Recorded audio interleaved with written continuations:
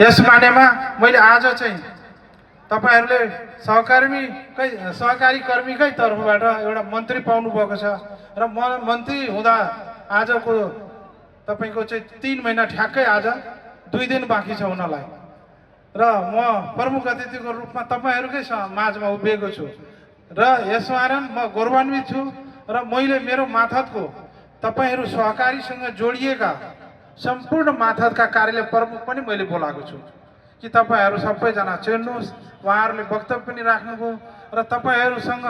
सेवा गर्ने मौका पनि उहाँहरूले अवसर पाउनु भएको छ उहाँहरू अवसरको लागि यहाँ आउनु पनि भयो तपाईहरुसँग जसरी घर तिनै कार्यालयका प्रमुखज्यूहरू र हाम्रो रजिस्ट्रारज्यू हुनुहुन्छ अब तपाईको पशु भेटनरी अब कृषिका कार्यक्रमहरू तपाईको चाहिँ